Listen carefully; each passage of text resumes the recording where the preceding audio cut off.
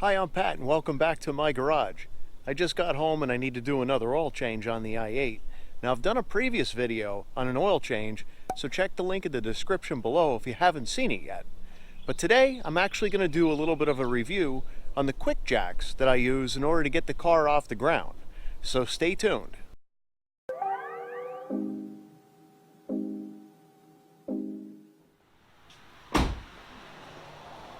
But first, we're going to get a cold start on my 2007 Ford Explorer Sport Track V8 4.6 liter. It's got 178,000 miles, but it's still running strong. I'm going to get this out of the way so we can pull the i8 in, and then we can put it up on the QuickJacks.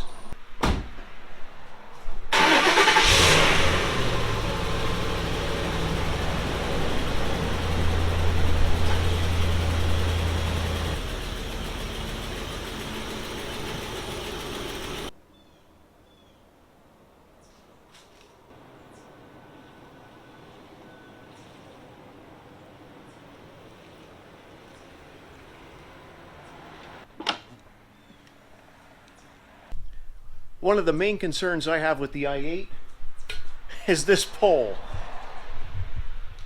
This pole and this door, you pull in too far, yeah, you're going to crunch the door. When I put the QuickJacks under here, I want to make sure that I install them so that as the car jacks up, it goes away from the pole, because I can put the QuickJacks in here and have them push in this direction. Now that I have the i8 in the garage, I realize that I have to take the i8 out of the garage. Because in order to get the QuickJacks around the car, I got to do a lot of manipulating. So here are the QuickJacks over on the side. I have two of them stacked. I got to get one of these on the other side of the car. And to do that with wheels at one end and pick up the other end, they're really long. So this is a little bit difficult to do. I'm going to go ahead and move the car out, move one of the QuickJacks to the other side, and then pull the car back in.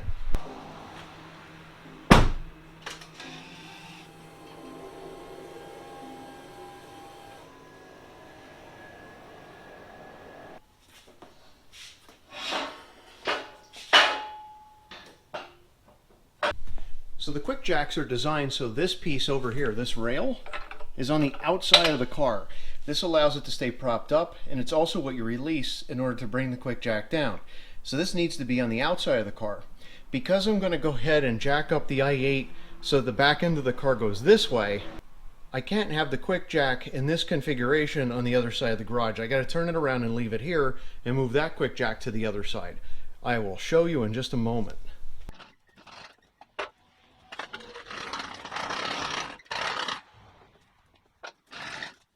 So now when I pull the car in, I'm going to open the door, but I don't want it to hit this pole.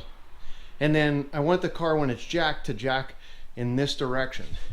So this is your hinge point, so this will lift up and move the car back in that direction.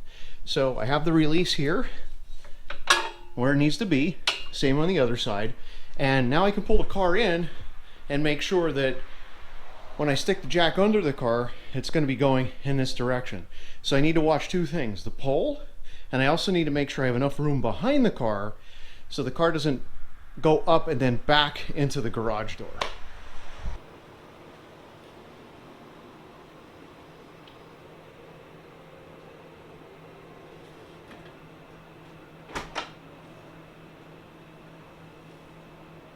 So my front door does not touch the pole. The jack is configured to bring the car up, and it'll go in this direction. And I got plenty of room behind the car so I won't push it into the garage door. Those are the most important things. Now, besides the fact that these things are 100 pounds for each side, because this is a 7,000 pound model, because I want it to be able to also lift my truck, moving them around isn't so difficult when nothing's in the way. Obviously, getting this rolled out the door and back in the other side is sort of a pain, because your rollers are on one side over here, and you got to pick it up by the other end, and you got to make a swing around, and it's not the easiest. So anyway, this is ready to go. I'm going to get changed, and next we're going to go ahead and jack the car up. This is my QuickJack setup, and I love it. This QuickJack is designed to hold 7,000 pounds. 7,000 pounds between both sides. This is just the one side. but I really like it. I first became acquainted with the QuickJack following the Sarah N. Tuned YouTube channel, and she purchased these, she put it together and did a review on it. Now I've already assembled these, so I can't really go through the process of what it takes in order to start from scratch with an unboxing. But be sure to check the link in the description below because she has some great information there. So, my QuickJacks, we have the QuickJacks itself, the compressor and the tank for the hydraulic fluid. This uses a 120 volt plug. You can also get it at 12 volt. That way if you want to take your QuickJack on the road or change tires at the track, it's perfect. But for me, it's always going to be in the garage. I also have a various assortment of blocks and of course the hydraulic hoses. These are the two blocks that come with the QuickJack straight out of the box, and these are perfect. I don't see any reason not to use these for any type of vehicle that's closer to the ground. Now if you have a truck or something higher, you could purchase these as well, and these give you the ability to stack another section so that you have a higher mount point. That way you don't have to bring the QuickJack all the way up to the bottom of the vehicle and only get a little extra lift out of it. These give you contact sooner with the vehicle in order to get it higher off the ground. These work well on my Ford Explorer Sport Track. I decided to pick this block up. It's a pinch weld block, but I actually don't like it. The reason is, once it's sitting on the QuickJack and I bring the QuickJack up to the car, I then have to finagle this so it's underneath the pinch weld. And I got to make sure that I only come up slowly and then move this around and slowly and move this around. I don't like this. It may be good for other people, but I just do not like it. This was an accessory on the QuickJack site, as was this extended lift for the truck. But these two blocks that come with the lift, they're perfect. Highly recommended. Link in the description below if you'd like to purchase this setup. Believe me, it is worth it. I'm 45 years old. I remember when I jacked up my first car. I think I was about 16. I was doing oil changes mainly, and I could drive up on ramps. But if you wanted to do more, like rotate tires or even change an exhaust system, it became difficult. You had two jack stands, maybe you were juggling how you could jack up some part of the car and leave the other part of the car in jack stands, or you bought 4 jack stands and then you had to find out what's a good jacking point. It's a pain. I just picked these up last year, so at age 44, I wish that I had these things when I was in my 20s. Not only could I complete the jobs quicker, but at the same time, I wasn't really trying to find the best point to jack a vehicle, and I didn't have as many concerns about what is going to destroy the vehicle if I jack in the wrong spot. With these, I can just place the blocks right on the QuickJack, slide it under to the correct jack point on the car, and up it goes. It's terrific. So let's get this hooked up and we'll show you how it works. Before I jack my car, I always make sure to get the correct blocks that I want, and I place them on the QuickJacks, and I don't roll the QuickJack under the car yet. And that is because it's always better to connect the hydraulic lines.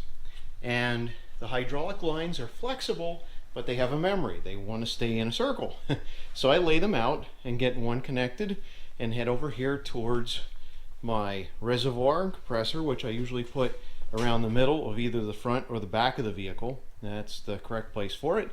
Then I go ahead and run the other line over to my other QuickJack. And as you can see, I set the QuickJacks up so that this bar, which props up the QuickJack, prevents it from falling down, and also as you release, is on the outside of the vehicle.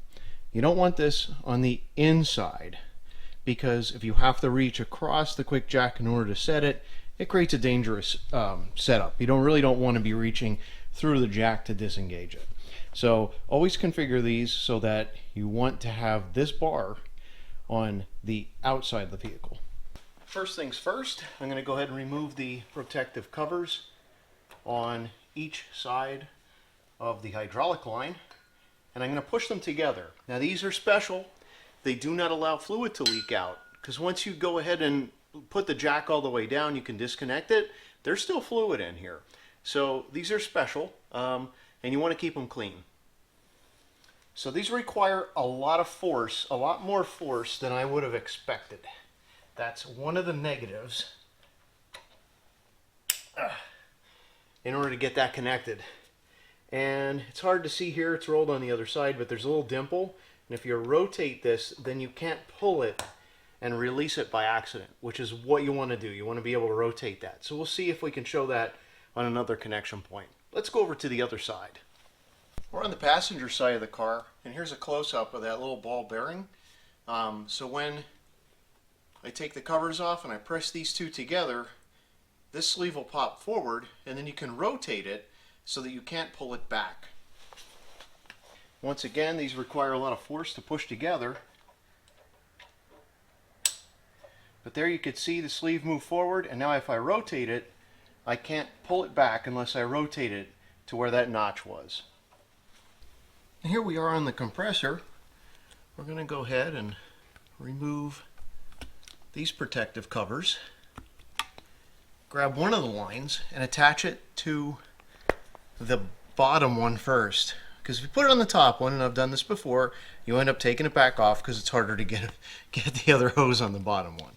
So we'll start with the bottom one first, and I'm going to hold the other side of the compressor and pull it into place until it clicks, and then turn it to lock it into place. Then finally, I'll grab my other line and do the same for the top. Need a little bit more force on that one.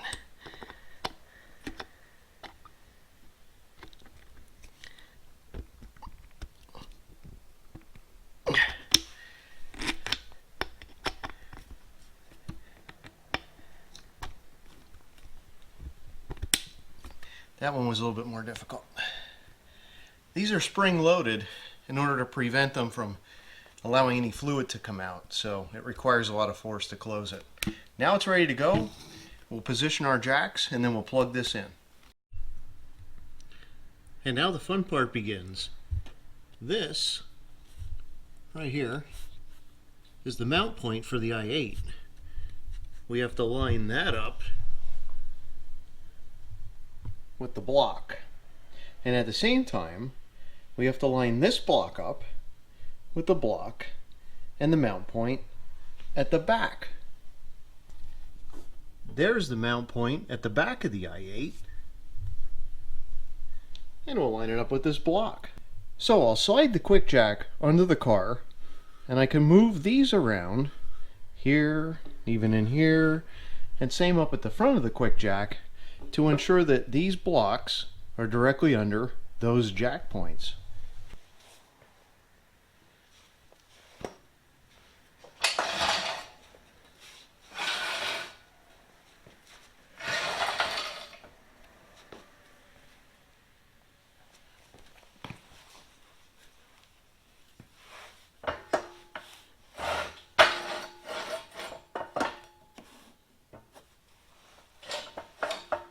So I lined the front of the QuickJack up, so as it starts to pick up, the block will be directly underneath the jack point.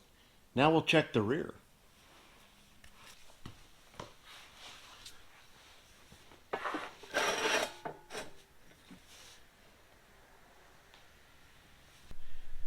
Now in some vehicles it's real easy to tell whether or not you have your QuickJack under the car straight because the side of the car is straight. With the i8, well, there are too many curves.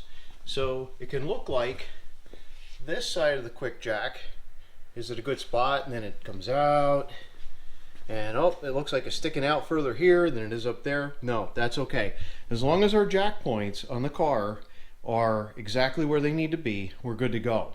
If your car has a jack point that's further out here and then further inboard of the car, you can actually turn your QuickJacks this way so that you're lifting up or down and they stay parallel. But if your jack point is here and here and you got to move your QuickJack so that it's an angle on both sides of the car, that's not going to work. Do not use the QuickJacks that way. You can line them up this way.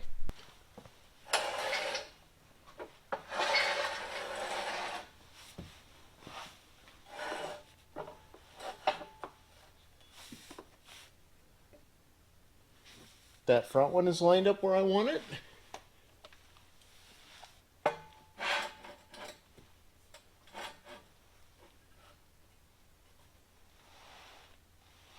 And now the back one is too.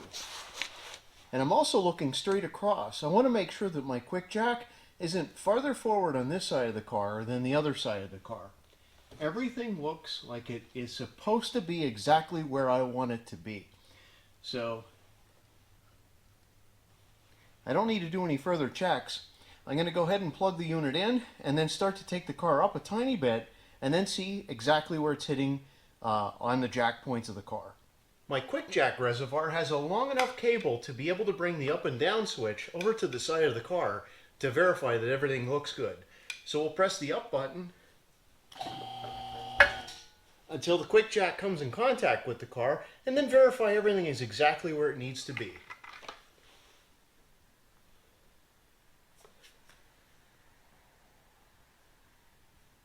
And I can see both QuickJacks from this position, so I'm going to go ahead and take it all the way up. Now you'll notice that this bar has a cam adjuster here. This cam is actually to allow it to come back down. So as it's going up, this bar will go over two detents as well as the cam adjuster. So I'm going to take it up not only halfway, but all the way up.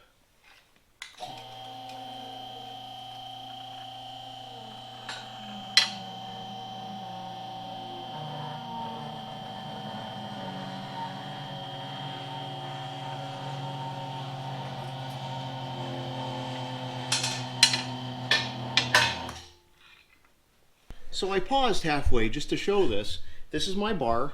We went halfway up and that's where this detent is. And there's another detent here. So we're going to go past this detent and continue to jack the car.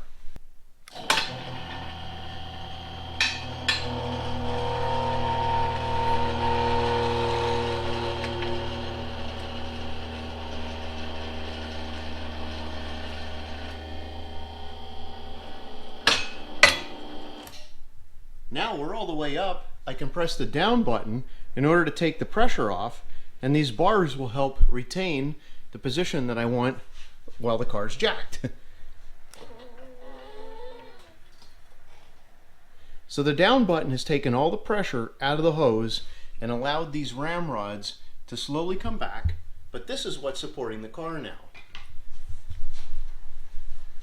These rods are currently inside detents and they're holding the entire works up.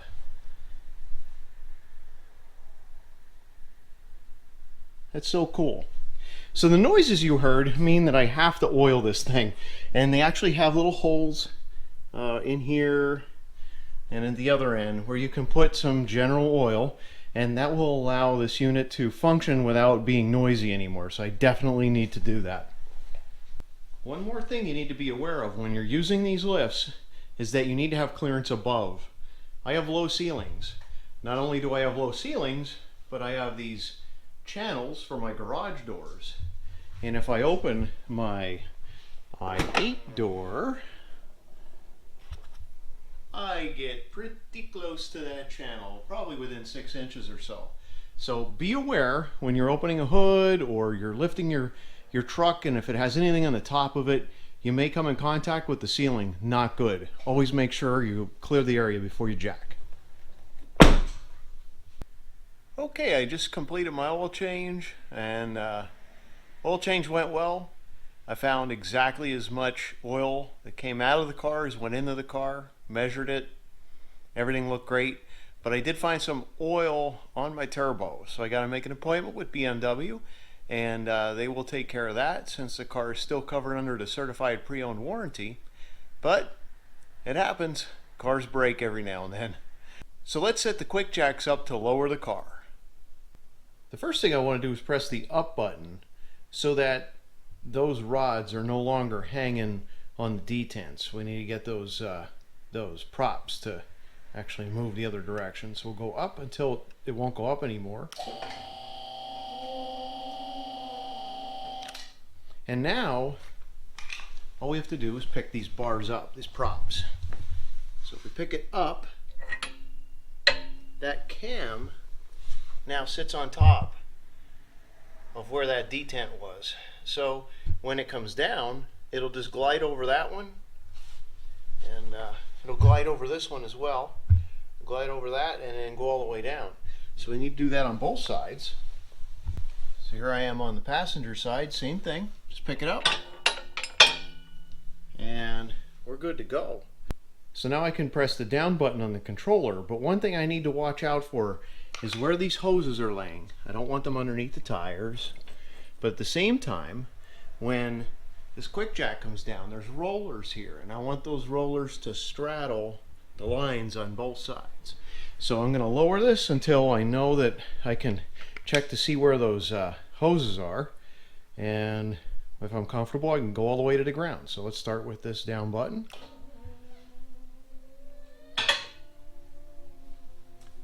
And we could see that the props are moving over top of those detent catches with no issues.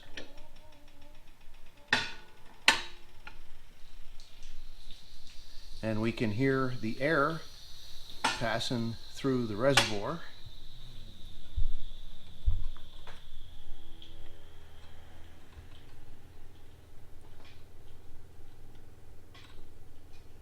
The things are still coming down slowly. I'm still holding the down button. So now I'm just going to check. I got my hose out of the way. Looks good on both sides. I can see all the way through. So we're all the way down at this point. I'm going to continue to hold down the down button. I want to make sure that, so I hold down the down button, I can actually see there's some bubbling coming on here. The hydraulic fluid is bubbling inside this vent. I do have it a little bit full, so I'm going to wipe that off, but this is just automatic transmission fluid on here. At this point, our QuickJacks are down as low as they can go. Let me check the other side. So I'm just going to kneel down, keep my hands clear of any joints, so I'm going to put my hands on the top of the QuickJack and pull.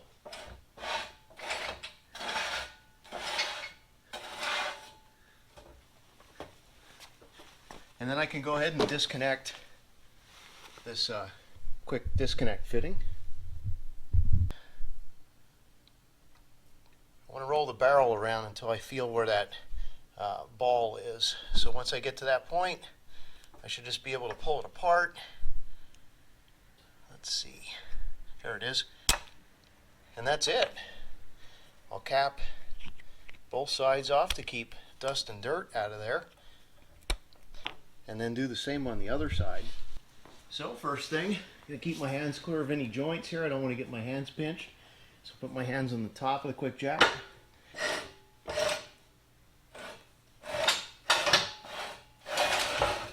And then I'm going to disconnect the quick disconnect. I'll rotate the barrel until it hits the ball, the detent hits the ball, and then it'll come right apart. And then cap these off to keep any dust or debris away.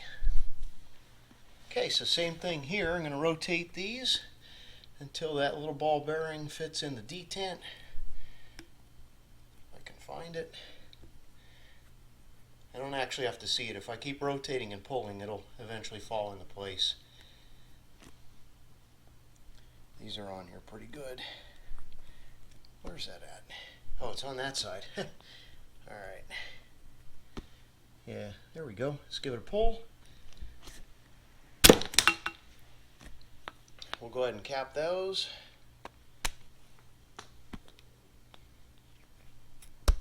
And the same for this one. Comes right off. Cap those.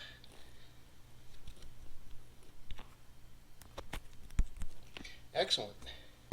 Just going to take my paper towel and clean up any of this automatic transmission fluid.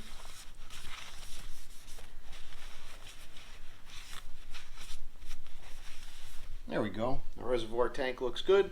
I do check this from time to time. The instructions say if you just remove this, you should have maybe, the fluid should come up to about 1/4 inch of the top. So I did just refill this last time I used it, and at this point I get a little bit overflow, but that's okay.